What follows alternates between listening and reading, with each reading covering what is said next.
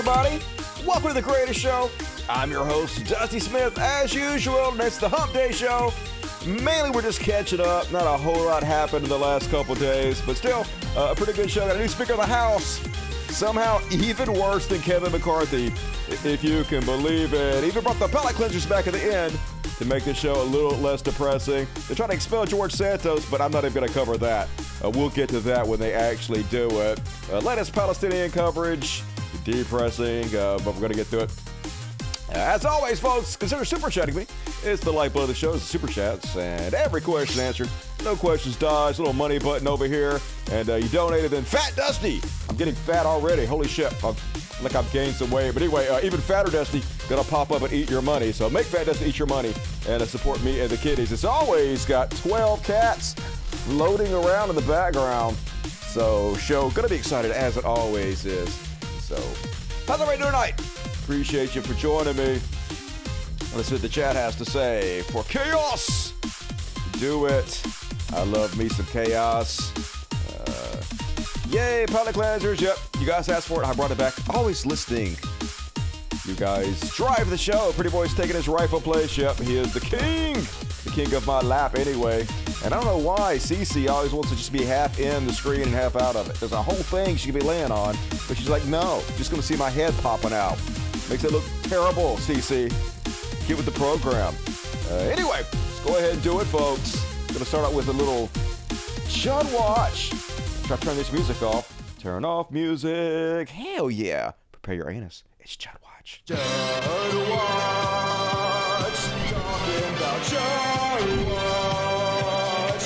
We talk about Chuds and make fun of them. And all the kids say, Rick Black, woo! And hell yeah. Starting us off on tonight's Chud Watch. God damn it. Click on the fucking button. There we go. Hell yeah. And we're talking about Donald Trump violating his gag order for the second time in a row. So he keeps attacking the court clerk that works for the judge that is in charge of his trial. It's the second time he's done it. The judge trying to keep his people safe because all Trump has to do is get out there and say, oh my God, she's the worst Trump hater in the world, and knows that some crazy person could literally go murder this court clerk, right? Which is his point, his whole reason for doing this. He's trying to use fear and intimidation the way he always does. He'll want to be mob boss. Reminds me, I watched that new John Gotti documentary last night. Get Gotti. It's like the new Netflix thing. They have 3 episodes, and it so reminds me of Donald Trump. You know, what a wannabe John Gotti he is. Anyway, such bullshit. It's obvious who he's talking about here. He's talking about the court clerk, one sitting right next to the judge, which he's already been ordered not to talk about publicly, but he don't give a shit. This was a trial should have never been brought, but if we had a jury, it would have been fair, at least, even if it was a somewhat negative jury, because no negative jury would vote against me. But this judge will, because this judge is a very partisan judge, with a person who's very partisan sitting alongside of him, perhaps even much more partisan than he is. Yeah, so obviously he's talking about the court clerk, the one he's been bashing all this time, the person sitting right next to him. So the judge was like, hey, I specifically ordered you not to talk about my people like this. You're putting them in danger. And so he got Trump up on the stand to testify about what he was talking about. Trump was like, no, I was talking about Michael Cohen. Michael Cohen over there. You know, the person that's not sitting anywhere near you, the person that has nothing to do with you whatsoever. Clearly, that's who I was talking about. And the judge like, yeah, you aren't a credible witness. You a fucking liar. So the judge fines him $10,000 more. Already got fined $5,000, so it's another 10. So a slap on the wrist. Nothing's happening to Donald Trump. As always, can just do whatever the hell he wants to do and get away with it. I want to see millions in fines, prison time. Treat him like they would treat us, but nope. A double set of standards. Meanwhile, his former attorney, Michael Cohen, got up on the stand and testified that Trump basically told him to cook the books, inflate the prices of the property so they can get big loans on it, or deflate them if they need to get tax cuts or whatever it took. His own people testifying against him, but I know it doesn't matter. Doesn't matter how many people that knew him directly, that were incredibly close to his businesses, testify against him. Everybody else is lying except for Trump. And then apparently, at some point, Trump got up and stormed out of the courtroom. I guess it wasn't going the way he wanted it to. Secret Service in tow, following after him. He looked shook, folks. Stormed out of the courtroom and then stood in front of the little barricade here and said this to the press.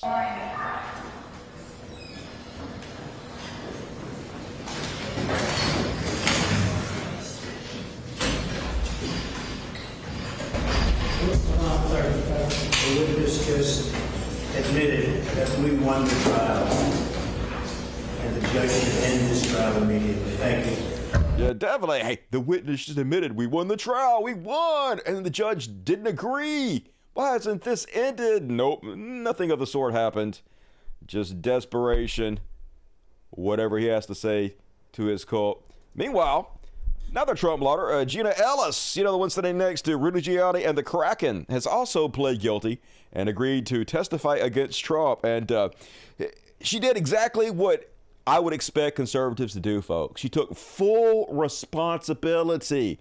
She said, my bad, I was so stupid for doing this. I should not have been involved in this in any way. I take one, I'm just kidding. No, of course not. She blamed everybody else and said, oh my God, it was more experienced lawyers like Rudy Giuliani and the Kraken. I was listening to them, y'all. I'm just a little babe in the woods. I didn't know what I was doing. I'm sorry. Anyway, watch this pathetic bullshit. Thank you, Your Honor, for the opportunity to address the court. As an attorney who is also a Christian, I take my responsibilities as a lawyer very seriously. Totally do. And I endeavor to be a person of sound moral and ethical character in all of my dealings. In the wake of the 2020 presidential election, I believed that challenging the results on behalf of President Trump should be pursued in a just and legal way. You didn't give a shit. They were paying attention to you, little fledgling lawyer. President was giving you shout outs and you felt fucking important. You didn't give a damn at all if you threw the entire country under the bus and tried to eradicate our democracy. It was all about fucking you. You fucked around and found out. Now it's time for your crocodile tears and to blame everybody else. I endeavored to represent my client to the best of my ability. I relied on others, including lawyers with many more years of experience than I, to provide me with true and reliable information, not my fault, especially since my role involved speaking to the media and to legislators in various states. What I did not do, but should have done, Your Honor, was to make sure that the facts the other lawyers alleged to be true were in fact true. Yeah, you're not supposed to go in front of a court and lie. You're supposed to check into shit, and nobody believes you didn't know. You just didn't give a shit. In the frenetic pace of attempting to raise challenges to the election in several states, including Georgia, I failed to do my due diligence. I believe in and I value election integrity. If I knew then what I know now, I would have declined to represent Donald Trump in these post-election challenges. I look back on this whole experience with deep remorse. For those failures of mine, Your Honor, I have taken responsibility already before the Colorado bar who censured me. And I now take responsibility before this court and apologize to the people. Need to be disbarred, absolutely, and get rid of her. Take her license away. They've done enough harm. But shockingly, folks, she was using the fact that she was arrested to grift. I know, who could possibly believe Republicans would be grifted? But yep, here she is. Over $200,000 raised for my defense fund. Thank you to everyone who's helping me fight a weaponized government and the criminalization of the practice of law. Yeah, got over $200,000 and immediately pled guilty, folks. So she will get the money back. They definitely did not give you this money so you could plead guilty. Here's the Gina Ellis Defense Fund, $216,000. So refunds, I know, are coming any second, folks. They're not. Oh my, I'm shocked. And then they asked Trump what he thought about Gina Ellis pleading guilty and flipping on him. Of course, it's Trump. Who? I don't even, Gina, what? I don't even know what you're talking about. But he does look a little bit defeated. Are you concerned about Gina Ellis' video? No, don't know anything about it. Don't know anything. We're totally innocent of everything. That's political persecution. What about Tom Emmer She was a big fan of that. And in order to do something, I guess she made a deal. It's too bad to see it, but no, not at all. Tom Emmer, it looks like he's finished. He was not a supporter. He was a rhino. And it looks like he's finished, but we'll see. You never know. Yeah, you never know. He's talking about the Speaker of the House race, which he 100% controlled from top to bottom, which we're going to get to in a minute. Meanwhile, more about news from Donald Trump. This is his right-hand man, his ex-chief of staff, which means literally the guy closest to him in the world. Mark Meadows has also played, he's going to get immunity, I guess. Tells a special counsel he warned Trump of 2020 claims. Man, everybody coming out of the woodwork to testify against Donald Trump. Let's have a look. We turn now to the ABC News exclusive tonight, the major turn for a man once very loyal to Donald Trump. Sources telling ABC News tonight that former Chief of Staff Mark Meadows has now been granted immunity to testify before the grand jury in the federal election interference case. Meadows now says he told Trump that there was no evidence of fraud that would change the results of the election and that those allegations of fraud were baseless. So what does this now mean for Trump? And just today, another lawyer turning and the tearful statement she read in a Georgia courtroom. Here's our chief Washington correspondent, Jonathan Carr. Doesn't mean anything. We already knew all this shit. He's still going to claim that he believed it regardless of what everybody was telling him. And it's going to be like, hey, you don't know what I thought, even though everybody specifically told me. The new reporting tonight. In a striking break with the former president, Mark Meadows, the former White House chief of staff, long seen as one of Donald Trump's closest and most loyal advisors, has testified before the federal grand jury investigating election interference in exchange for immunity, according to sources familiar with what Meadows has told special counsel Jack Smith's team. Those sources tell ABC News Meadows told prosecutors Trump was being dishonest when he said this on election night in 2020 before all the votes were in. This is a fraud on the American public. This is an embarrassment to our country. We were getting ready to win this election. Frankly, we did win this election. But according to sources, Meadows told prosecutors, obviously we didn't win. In fact, he said that he agrees with the Department of Homeland Security's assessment that the 2020 election was the most secure election in American history. It's quite an about-face for Meadows. He was by Trump's side as he tried to overturn the election, including setting up that phone call where Trump urged Georgia's Secretary of State to, quote, find 11,780 votes. But he didn't care. They're all fucking garbage. They just want power. Doesn't matter what they do to the country. And that's I guess the bad part for Trump, getting involved with so many shitty people. It's only a matter of time before they all turn on you. Whether it's going to matter or not, we'll see. Doesn't seem like anything matters in this country anymore. And then went right to True Social to witness tamper, folks. It's just amazing how transparent this is. Trump's mind works like a 12-year-old. But that's sort of what's so effective about him, because he's not talking to intelligent people. He's not trying to influence the best among us. He's trying to influence the lowest common denominators, the broke brains, right? And so he just wants them to know what he wants them to think. And so how you get them to know what you want them to think is you have to say it to them like they're 4 years old. And that's exactly how he speaks to people, like he's fucking 4 years old.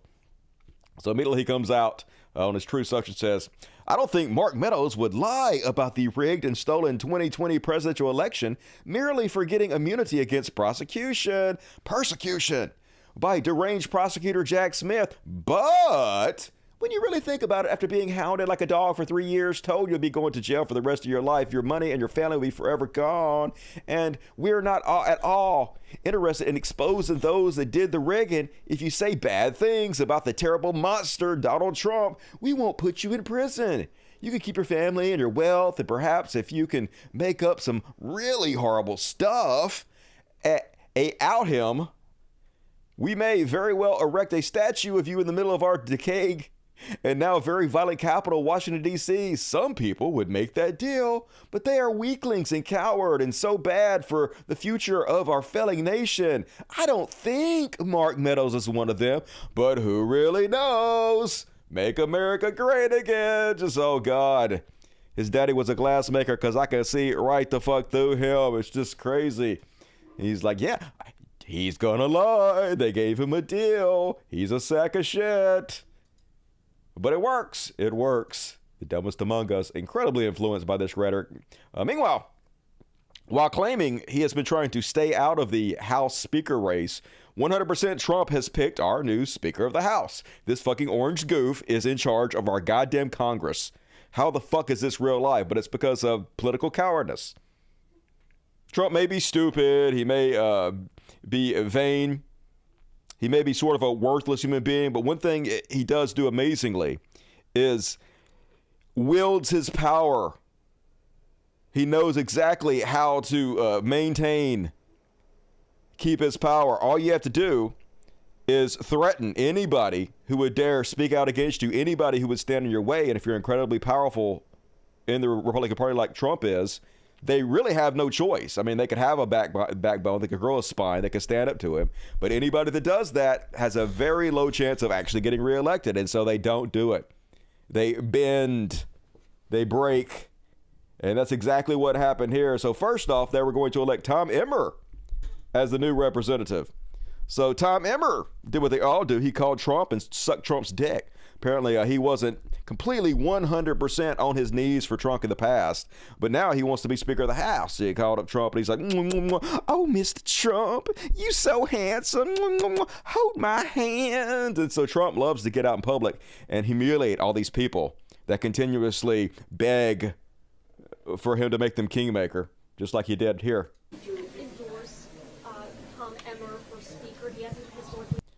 She's asking, if you can't hear, did you endorse Tom Emmer for Speaker? Your biggest fan, but he is the most likely candidate right now. Well, I think he's my biggest fan now because She said, he wasn't always your biggest fan, and now Trump's like, he's my biggest fan now, he just called me. Right now. Well, I think he's my biggest fan now because he called me yesterday and he told me I'm your biggest fan. So I don't know about that. Well, we're looking at a lot of people, and I'm sort of trying to stay out of that as much as possible. Yeah, I'm trying to stay out of it as much as possible while directly being the person to pick who he wanted. They'll get it straightened out. They're going to straighten out. It's like, oh, he called me up, he kissed my ass, so we'll see. And the next thing you know, Tom Emmer's over on Twitter, he's like, "Thank you, Mr. President. If my colleagues elect me Speaker of the House, I look forward to continuing our strong working relationship." Just kiss that ass, kiss that ass. And so, of course, Trump immediately turns around and stabs him in his back. Trump's like, could you guys just stop for like half a fucking second, please? "I have many wonderful friends wanting to be my Speaker of the House, and some are truly great warriors. Rhino Tom Emmer, who I do not know well, is not one of them. He never respected the power of a Trump endorsement," yet he can kiss my ass enough, "or the breadth and the scope of MAGA, Make America Great Again. He fought me all the way and actually spent more time defending Ilhan Omar than he did me. He is totally out of touch. Republican votes, I believe he has now learned his lesson because he is saying that he is pro-Trump all the way, but who can ever be sure? He's totally changed."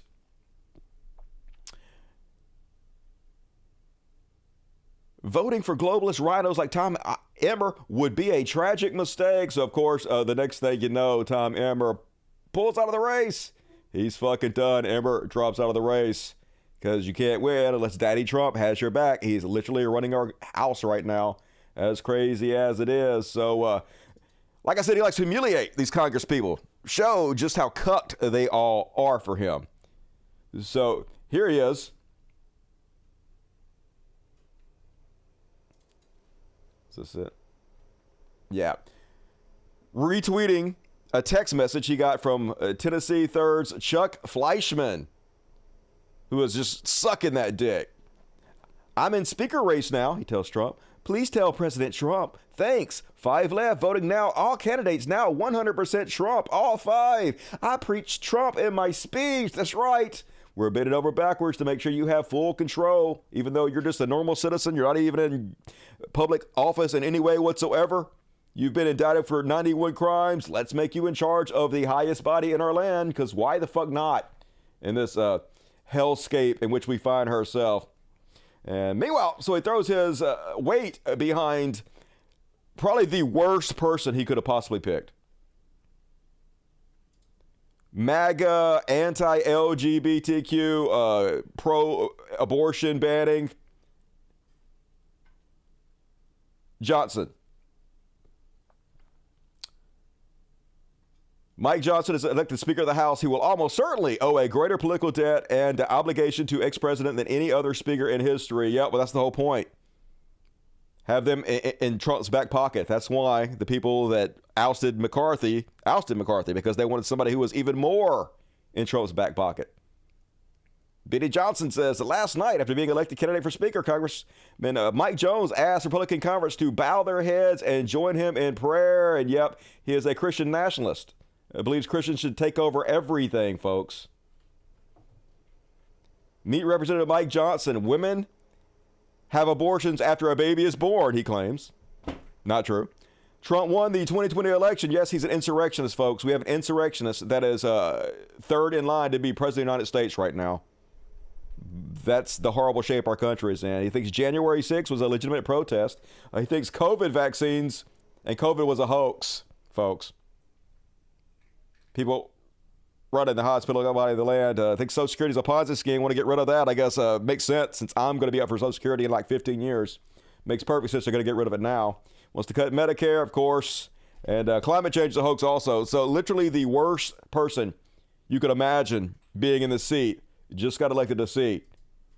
Just when you think things can't get any fucking worse. Of course, he got up there, and the first thing he did was gave a sickening speech about how God chose him. He was chosen by God to be there, which just elevating himself to that position, like the all-powerful God needs your fucking help. And then they dared ask him about the 2020 election. Hey, you are one of the architects that tried to overthrow our democracy and install Trump as a dictator. And now you're Speaker of the House. Seems bad. Any comment on it? And yeah, just as you expect. We don't owe you anything. We ain't got to answer your questions. We don't work for you. Mr. Johnson, you helped lead the efforts to overturn the 2020 election results. Will you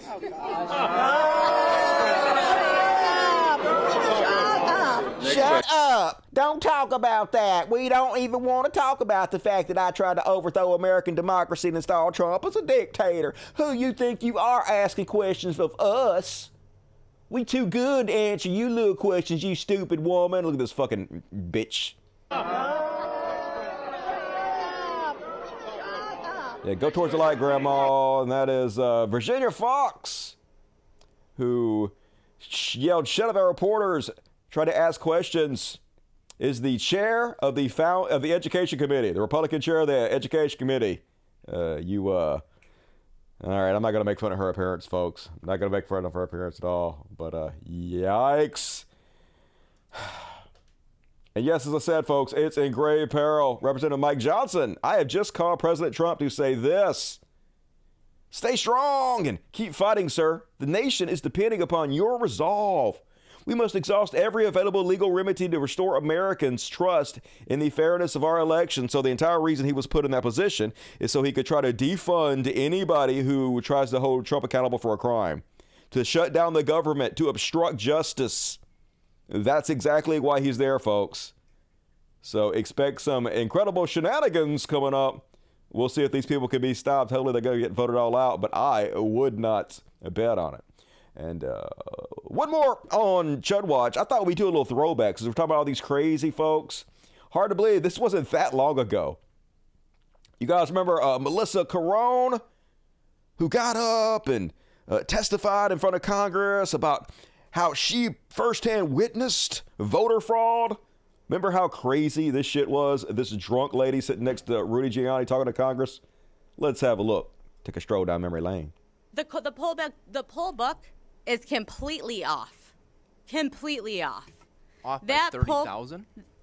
I'd say that poll book is off by over 100,000. That poll book, why don't you look at the registered voters on there? How many registered voters are on there? Do you even know the answer to that? No, I guess I'm trying to get to the bottom Zero. of this here. Zero. There's zero. So my question then is if the Guess how many? Wait. What about the turnout rate? Even Rudy Giuliani trying to get her to shut up. Shut up, crazy drunk lady. Let them answer. You're making a fool out of yourself. You're making a fool out of all of us. But yes, you are all fools, Rudy. 120%. Let's let Representative Johnson ask his question, please. So the poll book number. There's two things that could happen here. Either the poll book number. If ballots were counted multiple times, there's two options. Option number one is that the poll book numbers are not going to match. Anyway, I'm done with that. Let's move on. And that is my Shut Watch. Hells yeah. What do you think about that? Are we psyched about the new Speaker of the House? All they're going to do is try to shut shit down for Trump. Hard to believe, but also not at all. Not a serious country. Let's play Where Are They Now? Yeah, the Victoria Jackson. Somehow Victoria Jackson is actually even worse. I don't know how that's possible. Did really fart yet? I think that's coming up. I fart all over you, drunk as fuck, undoubtedly. Just so embarrassing. New speaker is from Bossier City, where I live. Well, I hold you completely responsible then, Pure Chaos. What were you thinking? I respect her. I know, don't we all? She seems smart. And, all right, let's move on, folks. Get your super chats in if you can, if you're able to. Please help out. Oh, my God, we only have one super chat? Okay. Super chat's definitely light tonight on this Wednesday show.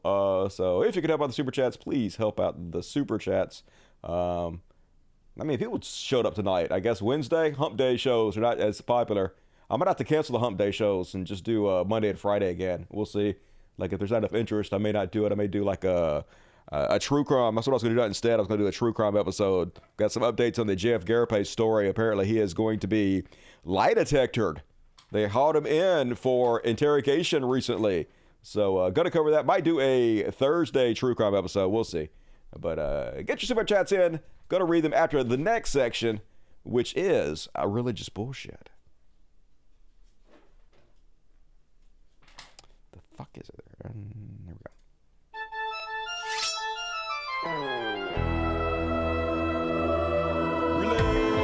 Religious bullshit. Religious bullshit. Religious bullshit. It's time for religious bullshit. It is time for religious bullshit.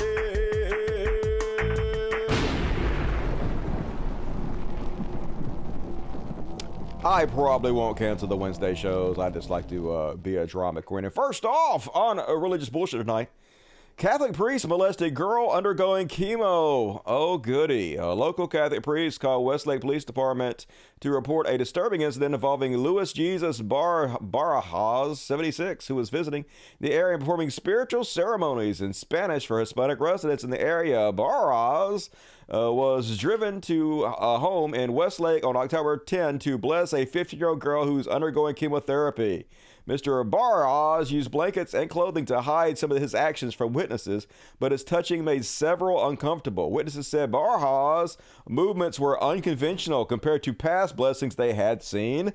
Barajas from Colombia had been accused in the past of sexual misconduct with children. Yep, you fucking idiots. Keep letting these people touch your kids. Let me put hands on you. No. Get the fuck away from me, creep show. Meanwhile, in Pennsylvania, Catholic priest pleads guilty to child sex charges. This time, it's Armand D. Garcia pled guilty to corruption of a minor and unlawful contact with a minor. He will be sentenced in January. The abuse took place while Garcia was a parochial vicar at the Immaculate Heart of Mary Parish. The priest had initially been charged with rape, photographing, filming, and depicting on a computer sexual acts, sexual assaults, and corruption of a minor. The victim was a 13-year-old student at the parish when she met the priest. So, yep. Well, once again, not a drag queen. Haven't found any this week. And then, far-right pastor Jack Hibbs wants you guys to know, hey, don't worry about all these youth pastors, priests, preachers, raping y'all's kids everywhere. You know what the real problem is? Public school. Yeah, public school is trying to mentally molest your children. So then they mentally molest your children, and then they get molested in real life, because this all tracks and makes sense.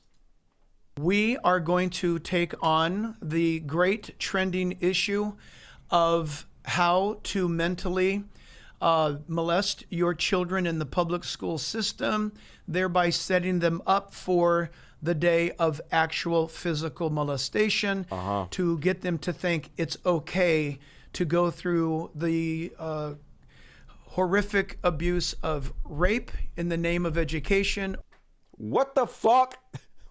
Nobody's doing that. What are you talking about? Just throwing words at the wall to see what sticks. What they're actually trying to do is they're trying to make people scared of public schools so they go homeschool the kids, which makes them incredibly more likely to be molested. So everything they're doing is to ensure more kids are raped and molested 100% of the time. Look at this fucking pedophile enablers.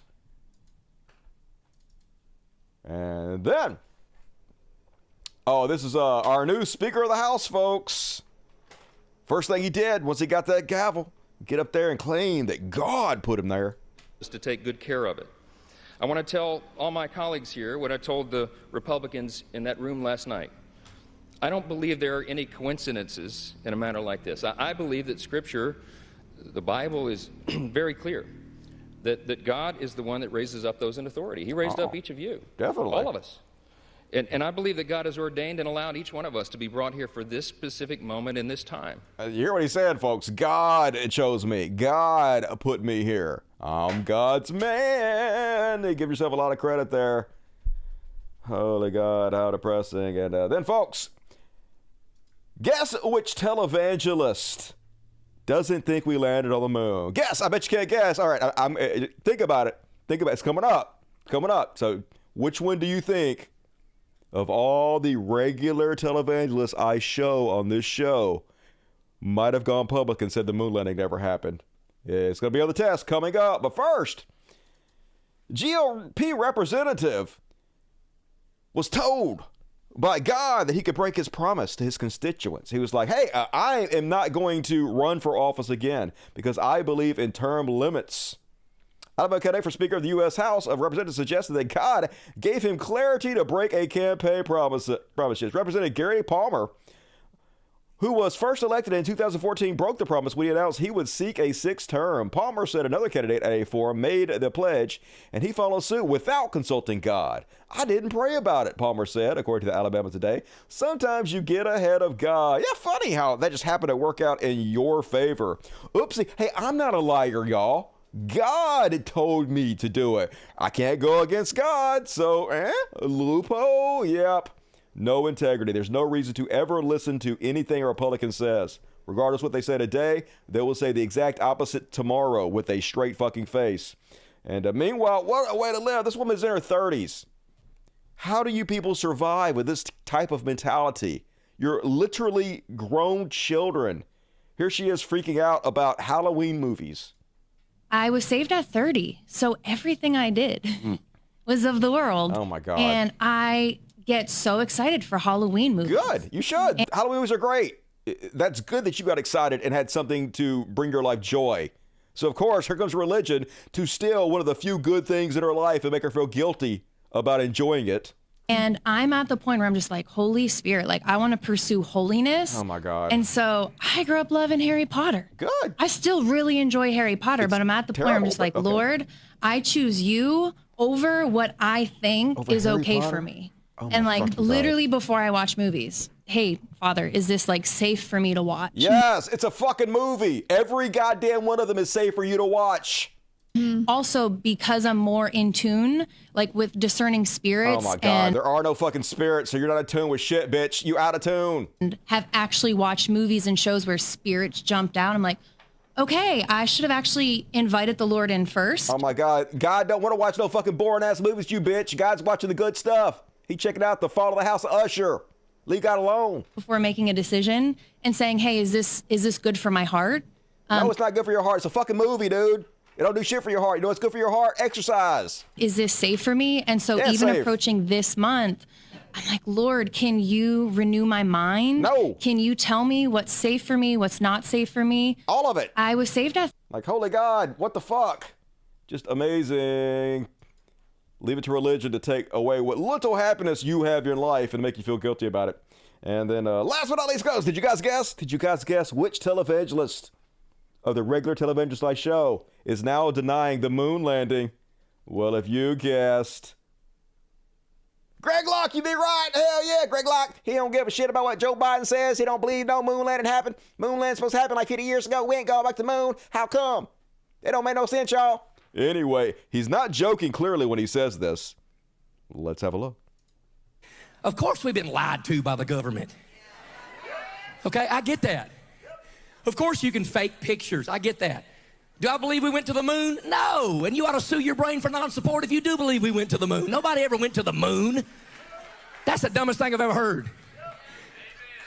Amen. 50 years and we ain't been back, got more technology in your hand that they had to send a rocket up 50 years ago. We don't have the funding. Of course, we've never been to the moon, okay? Him and all these Twitter people, okay, we've never been to the moon, so go ahead and clip it and get me a Newsweek this week, whatever. Shut up. Yeah. He don't care at all, folks. He don't give a shit, which is why he has to keep mentioning it over and over again. Shut up. All he's doing, folks, he's trying to attract even more crazies. He knows that the crazies in his audience that actually believe in the moon landing, they'll just forgive him because they believe every other crazy thing he says. So this is just one thing they may not disagree with.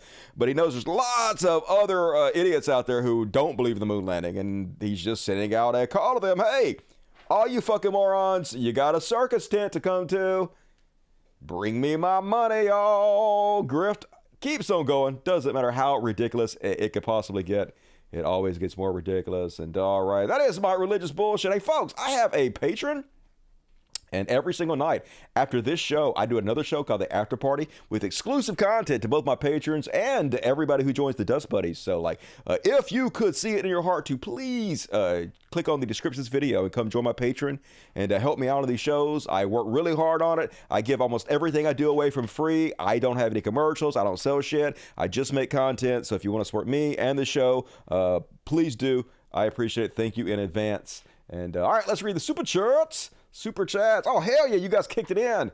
Bitchin' does a super chat good. Anthony Kenneth says, D&D calls me to miss Monday's live. What? But I am here for my Wednesday show. You better shot some magic missiles at some motherfuckers. Otherwise, no forgiveness.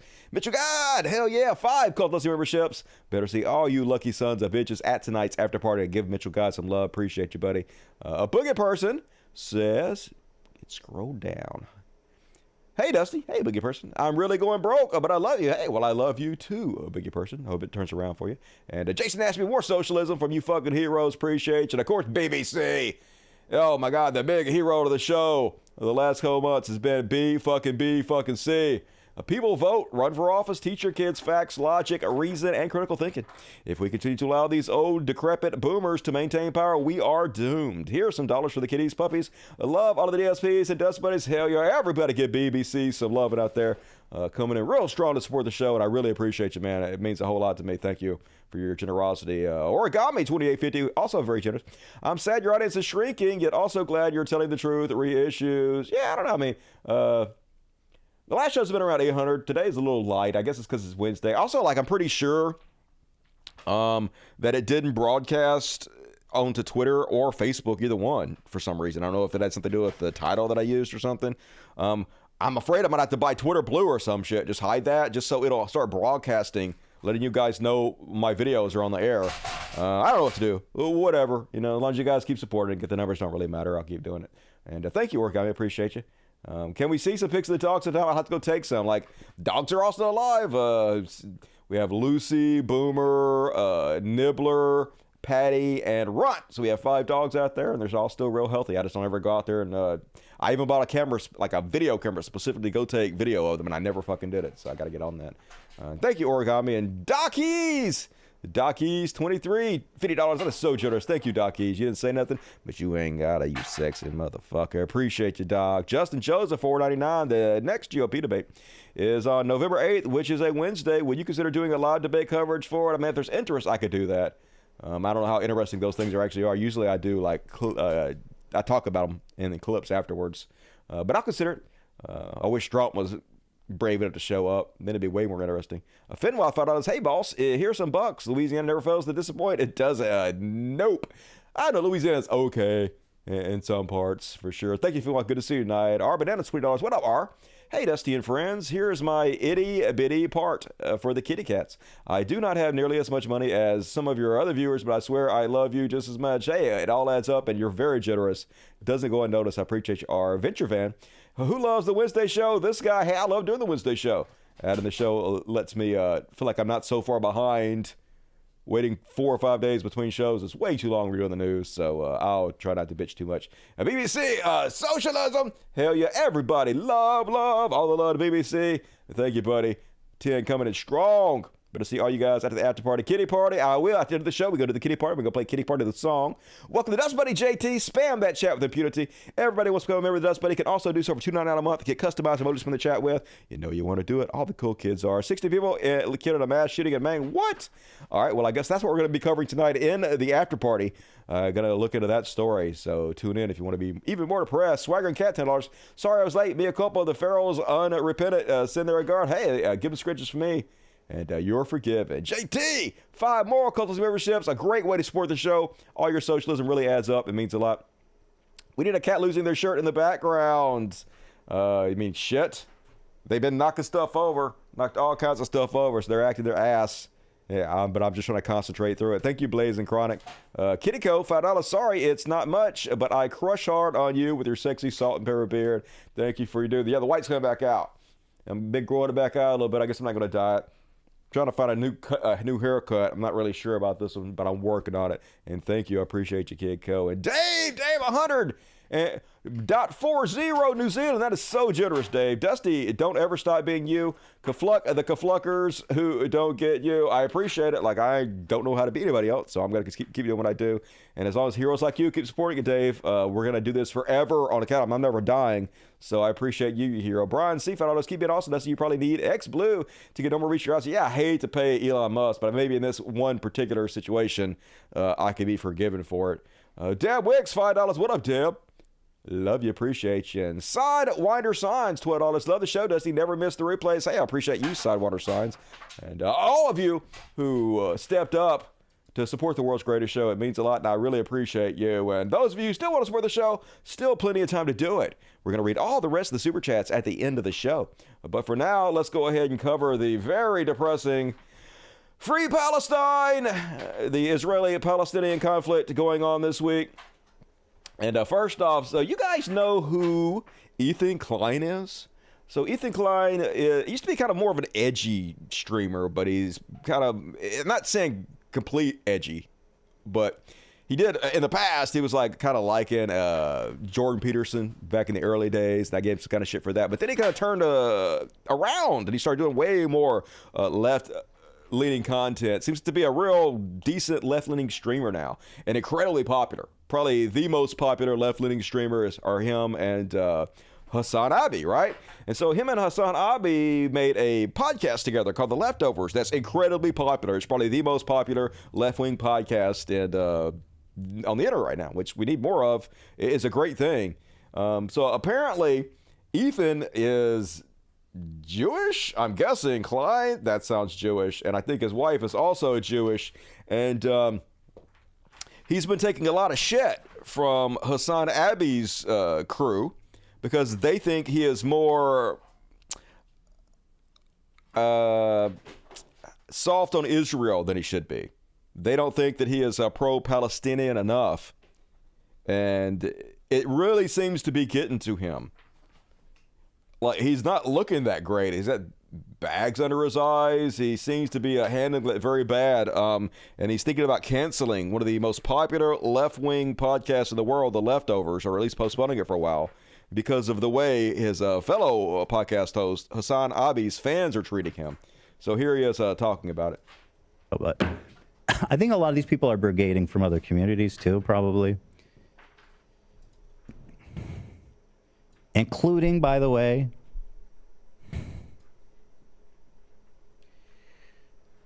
Hassan's Discord, which is not associated with him. He's not in there. He has nothing to do with it.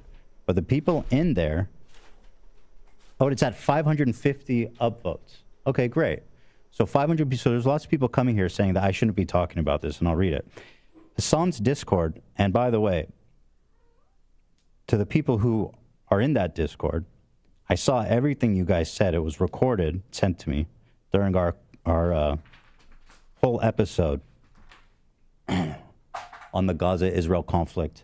What I saw in that Discord was near universal praise for Hamas, near universal saying people deserved it, near universal people saying dudes who was like, the hang gliders came in and showed him what's up. People saying he's spitting facts.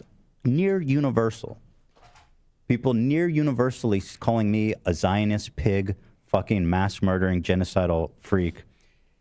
And if you want to know the truth, that shit fucked me up seeing that Discord, because it made me realize that a lot of these people are watching this show, and it frankly disturbed me.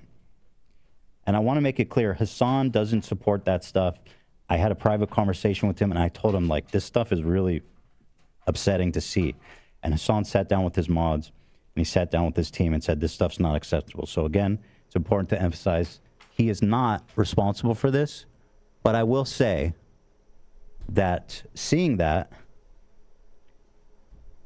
oh, and here, just again to just speak well of my friend, he posted this same post I did and says it's straight up anti-Semitic, which it obviously is. So the reason that I canceled the show on Friday, frankly, is because I read that Discord, and it was...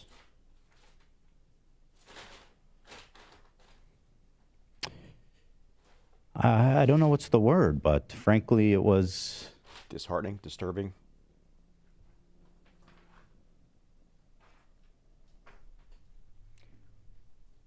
I don't know what's the word.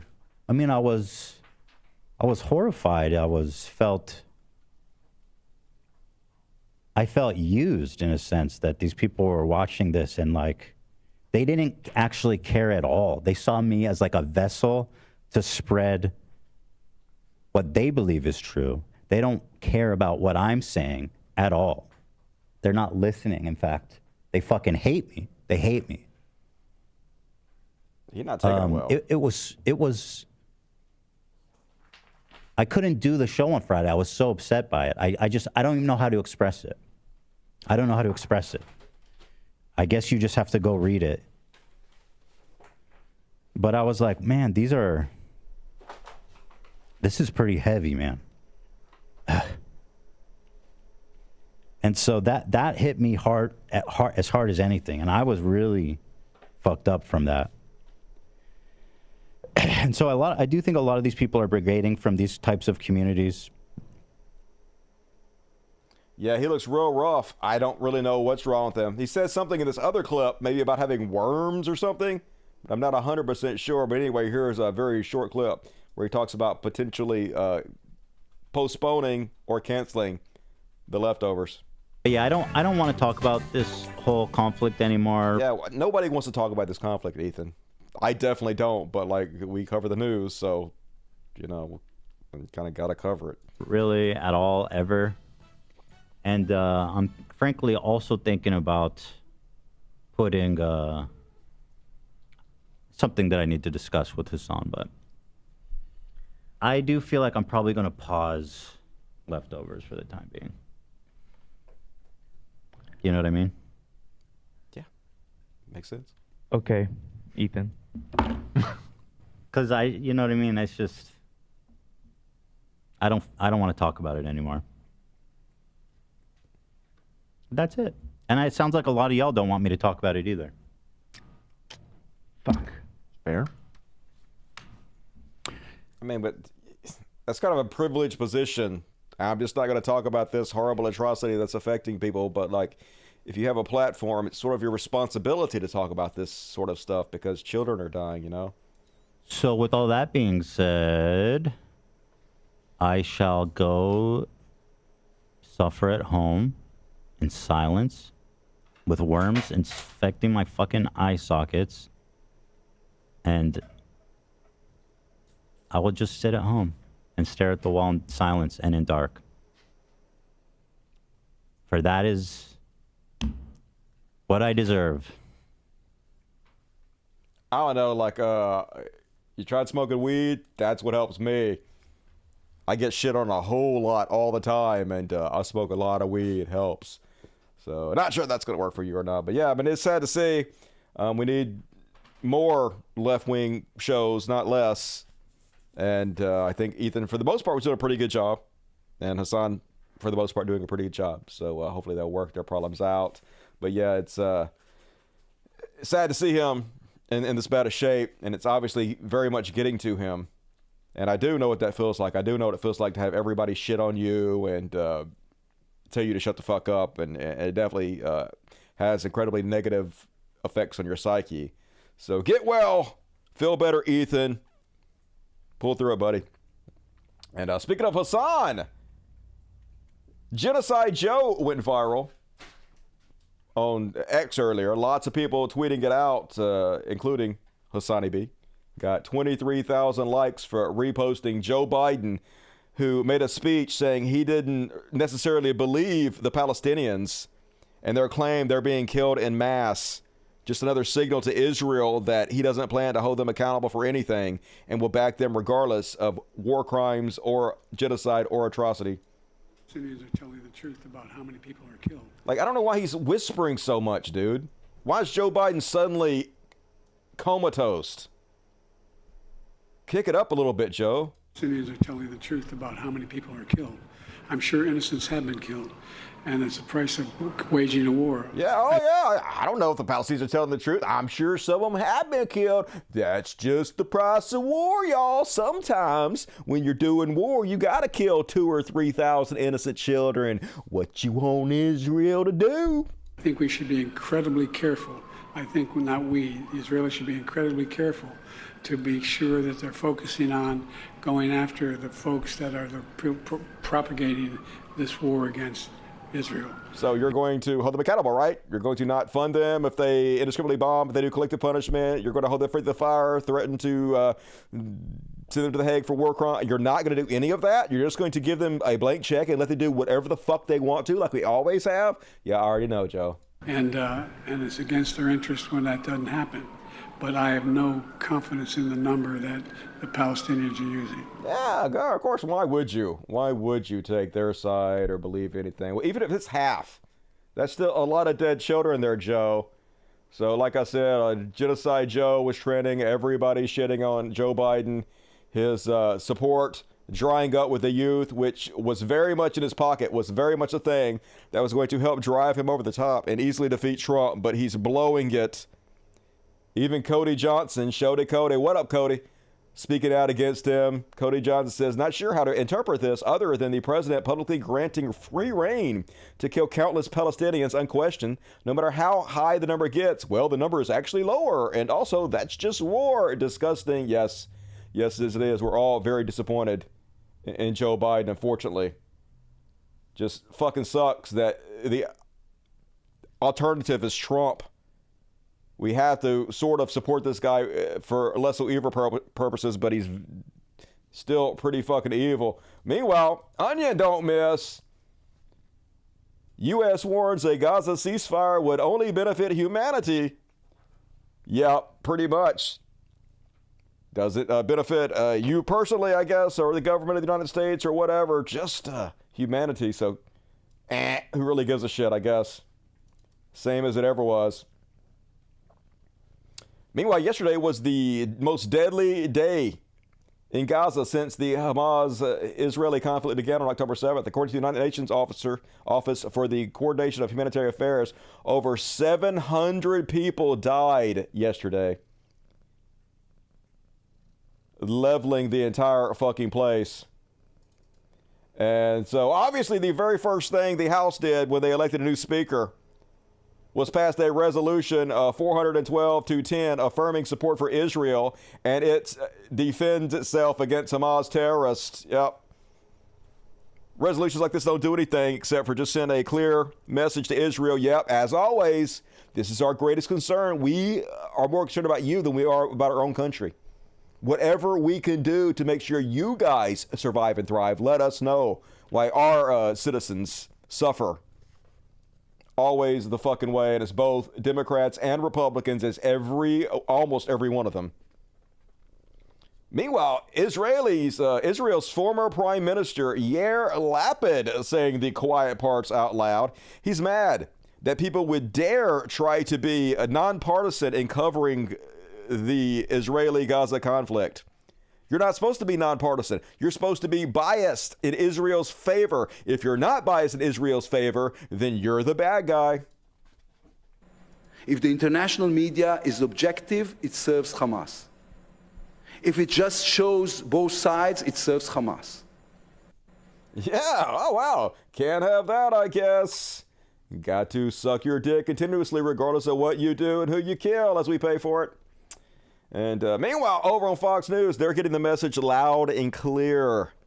Can't be nonpartisan, can't be unbiased. They're digging their tunnels deeper.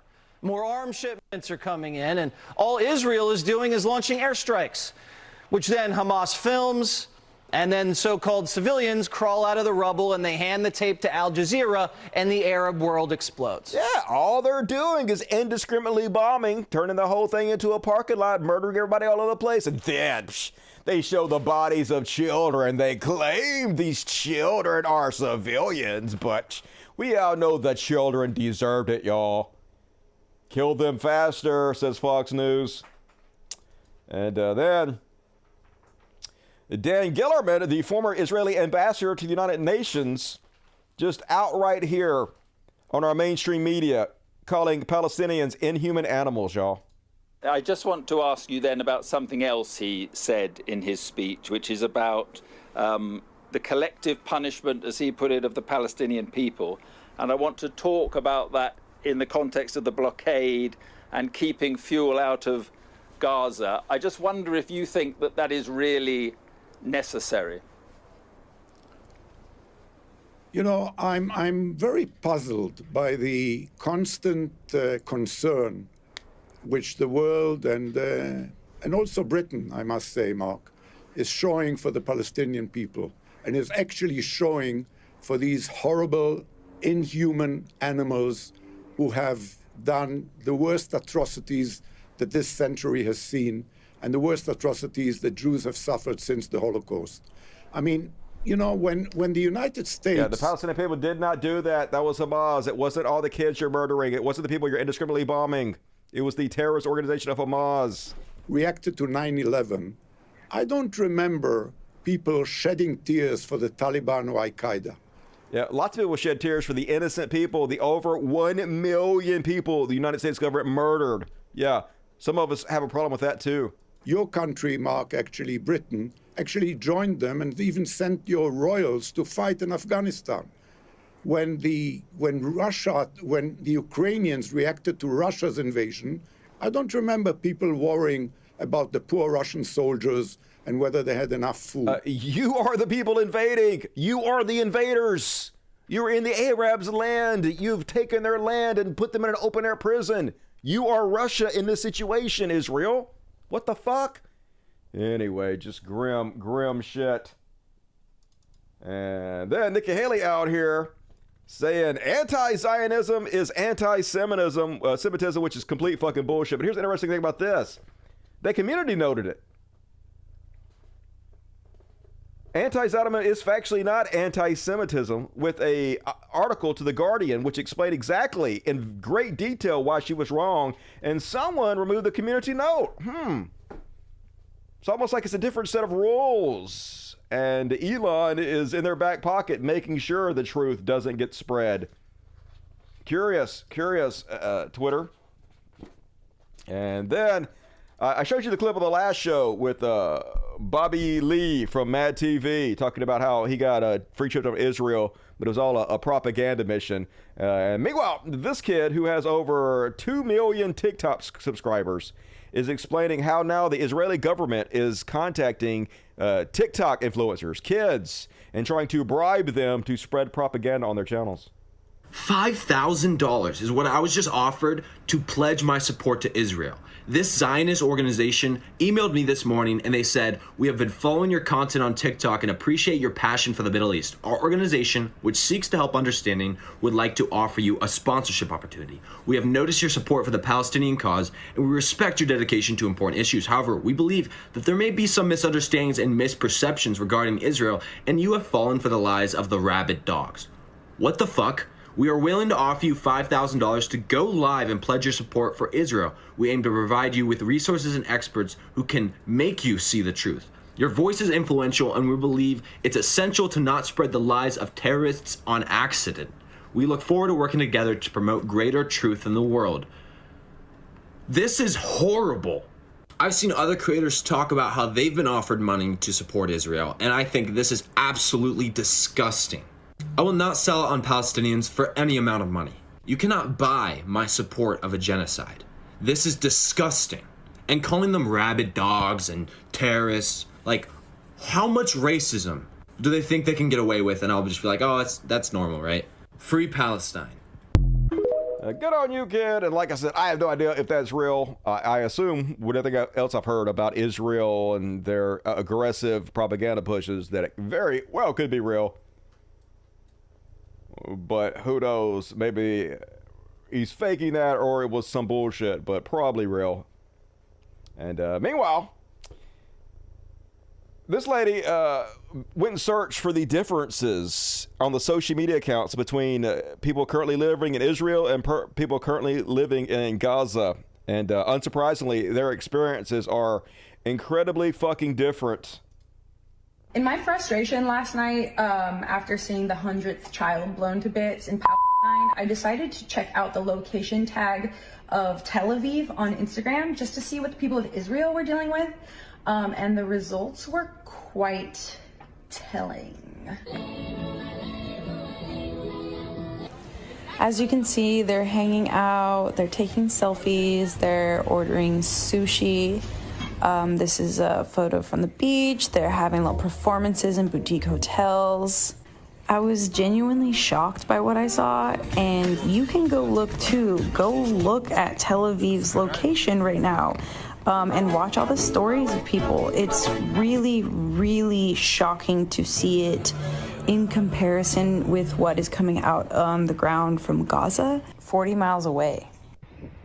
And, you know, people will have you thinking that this is a war between two equal parties, but this is colonialism. You're looking at it right now. Everyone seems to be having a great time while there's a genocide happening 40 miles away from them. It's pretty bleak.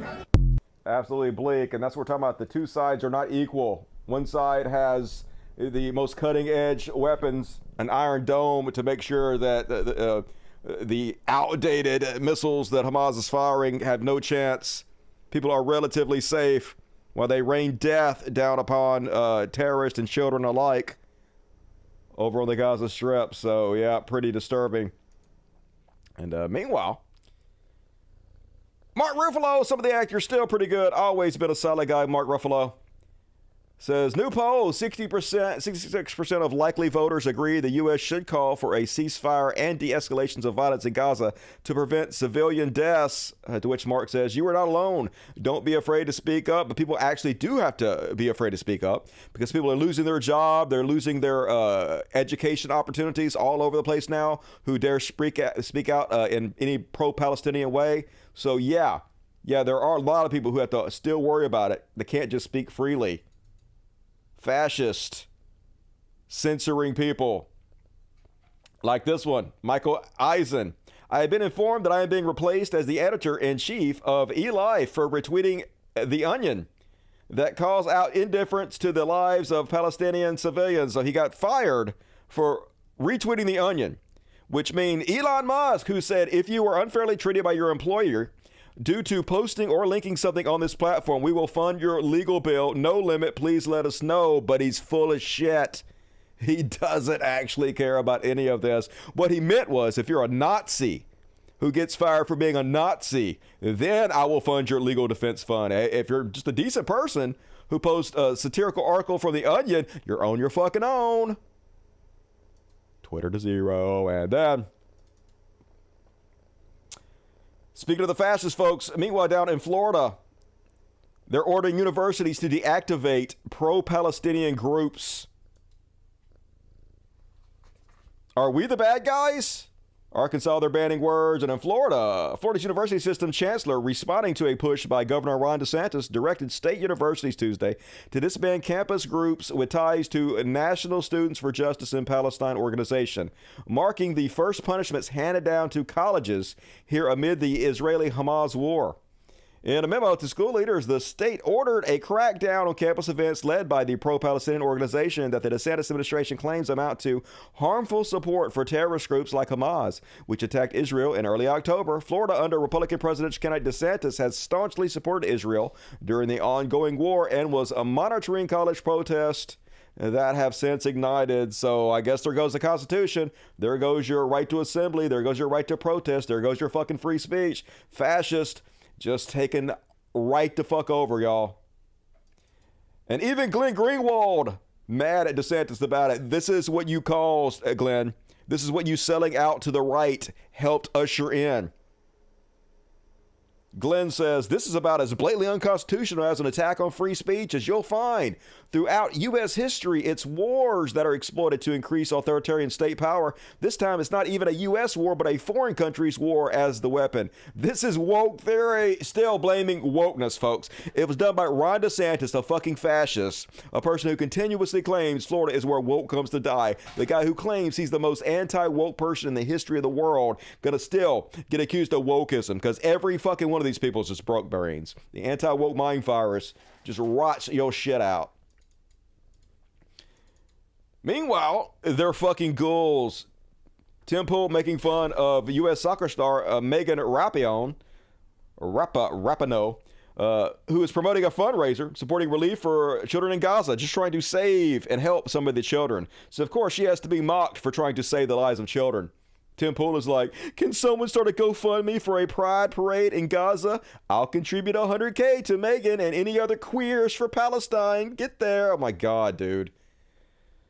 Can you imagine being a multimillionaire, making just tons of fucking money to sell out children, to sell out anybody trying to help children, to just be the giant, most piece of shit you could possibly fucking be, and it working and continuously getting rewarded for it? This is what they do on the conservative side. This is your heroes, the worst among us, because you are the worst among us.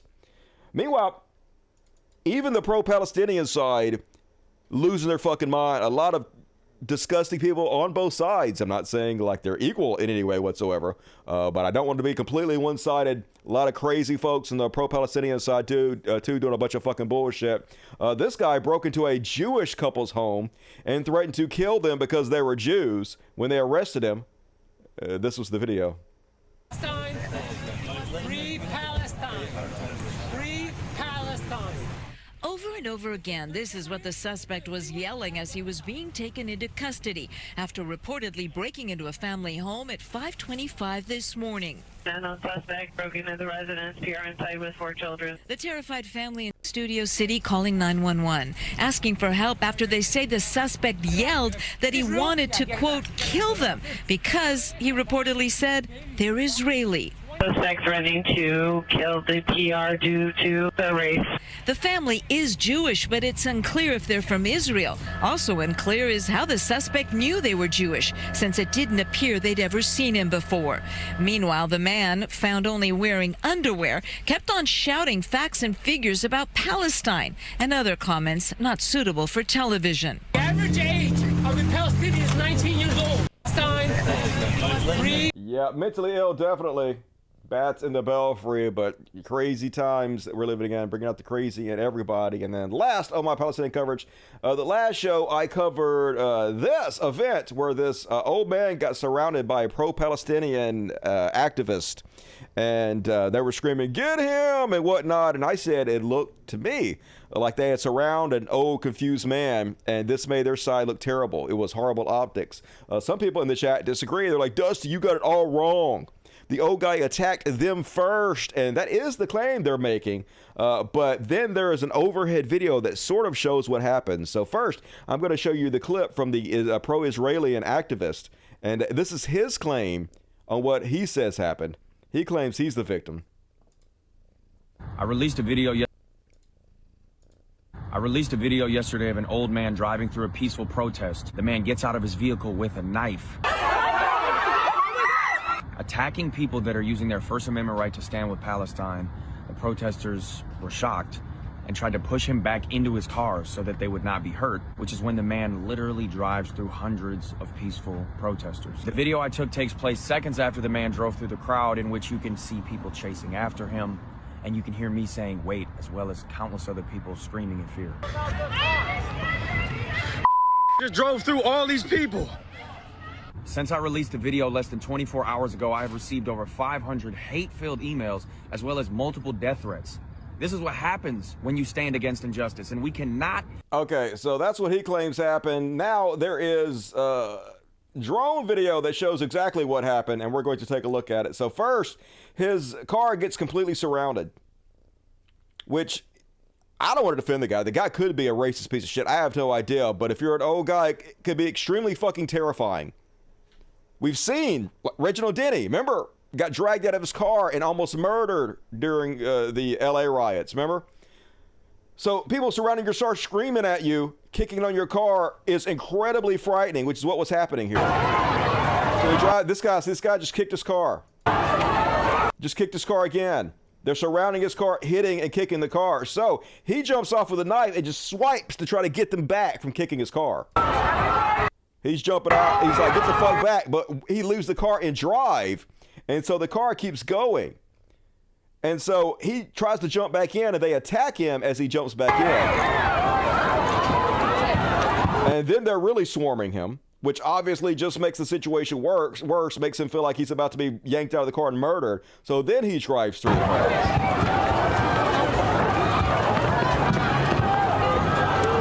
As they beat on the car, kick it, and so yeah, he's scared for his life, and he drove off. So yes, regardless, this is bad optics, folks. Don't surround people's cars and kick on them and shit. It's bullshit. This is not fucking helping your cause. It's not making you look bad. Not a single person was won over to the Palestinian cause because of this fucking bullshit. Not a fucking one. But there are a lot of people repulsed by it, so don't fucking do this. Mob mentality bullshit. Scary. And that is my Palestinian conflict coverage this week. Let me know what you think. Cats all over me tonight. I'm very popular cat daddy tonight. Yes, I am. Everything is scary. Let them know. You have to be scary as hell. Definitely would be very frightening to be in that situation.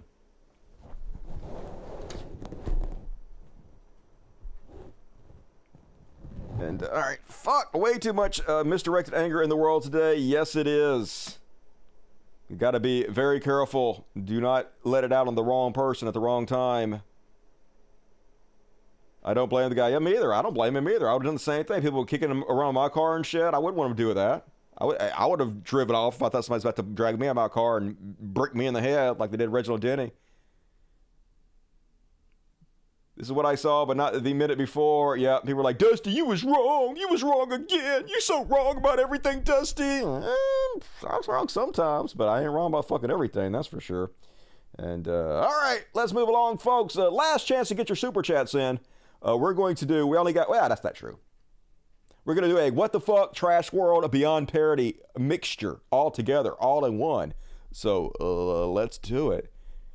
Trash world! What the fuck? Beyond parody!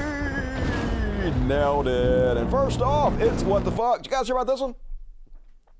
The pilot who was taking like a free flight, because you can do that when you're a pilot, he decided to try to kill everybody on the plane. Yeah, but don't worry, folks. He had a good reason.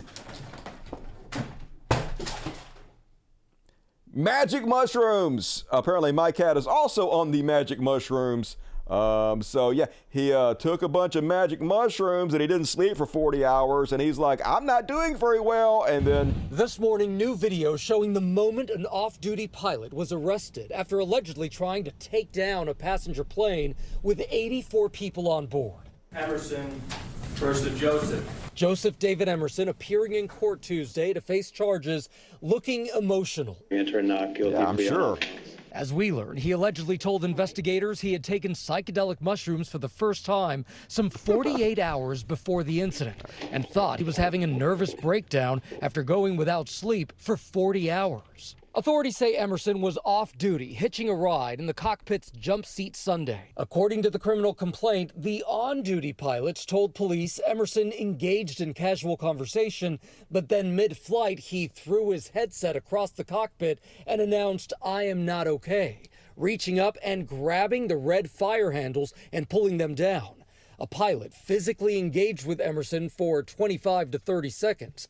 Had Emerson pulled the handles all the way down, the plane would have turned into a glider within seconds. According to the complaint, he tried to grab the handle of an emergency exit door, but a flight attendant stopped him. It definitely was scary. The flight attendant came on. So yeah, you gotta spend like a lot of time in prison for Magic Mushrooms. Never had anything even remotely like that happen to me on any kind of drugs. So started to think that might be a little bit you, dude. Don't blame the drugs. And then on the trash world, did you guys hear about this story? A black woman in Mississippi reported her son missing, this poor lady, in my neck of the woods, and went 7 months with the police telling her they couldn't find him.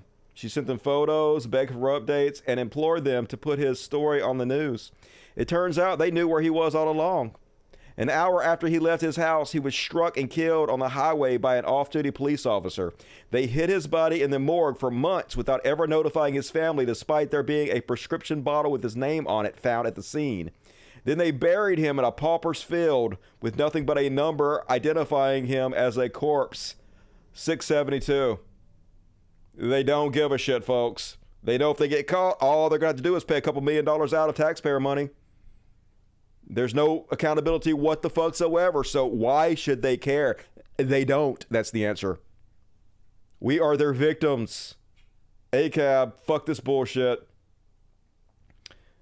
Meanwhile, on the trash world, watch this toxic masculinity. Holy God. This guy freaking out because he showed up to school and his son was playing with other girls and he's wearing a dress. And his fragile masculinity just cannot fucking handle it. Watch him freak out and ruin his kid's time. Sort of traumatize his kid for having fun. Let that be the first and last time I see you do that, please. Take that off. Take that off immediately. Oh, here, I'll help you. I'll help you. Take it off. Take it off. And you guys never ever let my son put a dress on. Ever. Okay. Ever. You understand me? Like ever. Like ever. Who cares? No worries. You gotta do that. First time and last time. Yeah, first time and last time. Ever. Oh my God, that kid's gonna grow up to be gay just to spite you. Better learn to love it. What you gonna do? You gonna abandon your kid for being a little different? Fucking piece of shit. And then last but not least, let's do some beyond parody here, folks. Did you guys see this one? This is Ray Epps. You guys know what Ray Epps is? He's the guy that's supposed to be an FBI agent, but he's not. This is the one that maggots accuse of causing the January 6 riots, even though he didn't cause it. And supposedly he's proof that it was a psyop, a Fed operation. But anyway, despite the fact that he's not actually a federal agent, he's still a giant fucking piece of shit. And here's the level beyond parody. So he heard that there was a trans woman in this picture. And he just had to complain about it. And he's like, look at that person in yellow. You can't tell me they don't have an advantage. Yeah, look at this guy in yellow. Holy shit. You can't tell me only, yeah, this guy is not in the race. This is the trans woman in front. But of course, he did not recognize that. Too busy trying to be transphobic for the people who can always tell. Hilarious. Love it when they fuck themselves over. And all right, that is my Beyond parody. And we got one hero. Let's go ahead and fucking do it. I'm not going to play the song because the hero is short. Unfortunately, I had a whole lot of heroes this week. But another thing story, we don't really see this type of thing very often. We usually see drug addicts or people who used to be respectable turn to drug addicts. But now here's the different side of the coin. Congratulations to V. Jenny Burton on 10 years of sobriety. Her mugshot went viral. Let's make her transformation go ultra viral. A true legend. Hell yeah, you can get off the drugs. You can work on yourself. You can improve your life. You don't have to be stuck in your situation. You can overcome. Thank you, hero, for being an inspiration to us, V. Jenny Burton.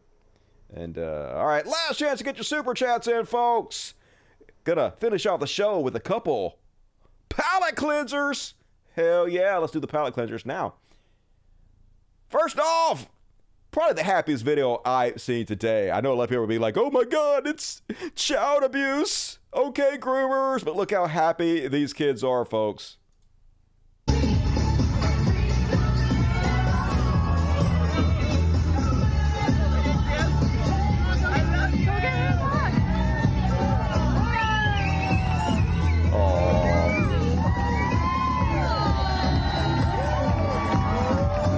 I'm laughing. Yeah. Look like fun to me. Hell yeah. Love to see it. Spreading that positivity. And then last but not least, why can't all neighbors be like this, folks? This is the bar everybody should be trying to reach. Oh, God, just trying to show his neighbor that he loves him and he appreciates him, because good neighbors are what life's all about. If you don't have good neighbors, you don't even want to fucking live in your house. This is how you do it right here. Hi, Jay. Here's a little treat for you. All right, on. You just make them, or Just made them yesterday. All right, on. Just got them out of the smoker today. Cool. Yeah, by God, it's got a little cheese to it. Cook one up when you're watching football. That's my I'm homemade. going up right now. I haven't eaten supper yet. I cleaned my entryway out. It was a disaster. Yeah. No, If you haven't had supper, well, that'd be a treat for you. Yeah. You know, I just made them Sunday, and I've got them smoked today, and you're going to get some. I got some sticks over in the freezer for you, and some summerside too, buddy. Cool. Cook up a few of them for you and the boy, and have a nice meal. Appreciate it. And you know, I got about 100 pounds in the car, so let me know when them are gone. I'll fix you some more. Thank and you. I want to tell you thank you for being such a beautiful neighbor. No problem. God bless you. You too. Oh, that's some nice shit right there. I love to see human kindness. What a mensch. Hell yeah, you do it. That's like my neighbors. Melvin comes over and gives me food and shit. We take care of each other. I bought him a camera, nice camera, so we can take church pictures and stuff. So be nice to your neighbors. If you're not, do it. And hell yeah, all right. That is my show. Let's read the super chats, and then we're going to get out of here and go figure out what we're going to do on the after party. Gifted 10 cult exclamations. Hell yeah, BBC. And Dave Cow, Bo, 10 and 10. Look at these socialistic heroes. Dave and BBC. Everybody give us a love. Better see all you guys show up at the after party tonight. Hell yeah. Was there a shooting in Maine? We are going to cover that at the after party. That is what we're going to be looking up. And Parker, what up, Parker? How was the reality show you went on? You went on, what was it? What the fuck's the name of it? I read it. Make a deal, right? Let's make a deal. Hell yeah. How was that? Did you have fun? Hey, man, just got off work. Got to catch this later. I know, no forgiveness, but here's my money. Me personally, I think the $20 is worth forgiveness, especially if God will forgive serial murders. Hey, if God can forgive people, I guess I can too, Parker. Good to see you tonight, and thank you for your generosity. Bananas $10. I have a hard time saying hi to my friends in chat individually because my brain can't keep track of, but shout out to all my friends in chat. This is for Misty because she's a sweetie. She does love her some daddy, and thank you, R. And everybody give R some love at the chat. Well, we have a great community here that supports each other, and I really appreciate you guys doing this. It feels like a family. What up, Patty Anderson, my second biggest fan? Love you out there. Big props to Spanky. Hell yeah. Only mod tonight. We need to get some more mods, but Spanky, always the hero. Always leaves like comments after the show. He's the first one to do that, and really amazing guy, and I really appreciate you and love you, Spanky. Connie Kitty, $10. What up, Connie? Didn't say that, but ain't God, I appreciate you. Have a good night, Dusty. I will, Morton Beard. Hope you're doing well out there. Thank you for your contribution. Very generous. Twinner42. Sorry I've been gone. My heart stopped. What? 5 times last Saturday. I'm getting a pacemaker tomorrow, but it still goes out to you and the kids. Oh, man. Live, Twitter. Live. Get that pacemaker. Love the show. Dusty never missed our replays. Hell yeah. Sidewater signs. Appreciate you. Deb Wicks. Fist bump. Love you. And, all right. Did I get everything? Anything else pop up? Jason Ashby. Got a cult membership in. Hell yeah. Thank you. Fucking hero. And thank all you guys. I definitely appreciate you for tuning in on this hump day episode of the world's greatest show. It's always fun checking in with you guys and hanging out. And all right, I'm gonna head to the after party. I guess we had another mass shooting we're going to look into tonight, so be sure to go sign up for my Patreon if you haven't already done so. Please consider supporting me and the show and all the cats and everything. I would very much appreciate it. I need you guys' help, and thank you in advance. And all right, it's time for some fucking kitty parties. Hell yeah. As promised, this brought to you by BBC. He's the one that donated the treats tonight. All right, let's kick off the song Kitty Party, an original tune by Dusty Smith. And then we got to get it up. All right, let's get up, babies. Let's get up and have a kitty party. Yeah, who wants a kitty party? Who wants a kitty party? Everybody wants a kitty party.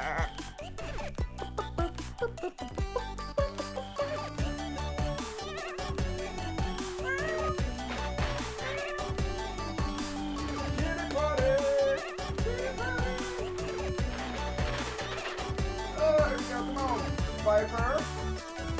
That's see Miss Violet, Piper, Pretty Boy, Cece, Half-Bash, and Missy. Come on. Come on. Come get it. Come get it. All right, I'll just throw you some over there. There you go. I fill you some. There you go. Go get it. Kitty treats for everybody. On B3 shirt.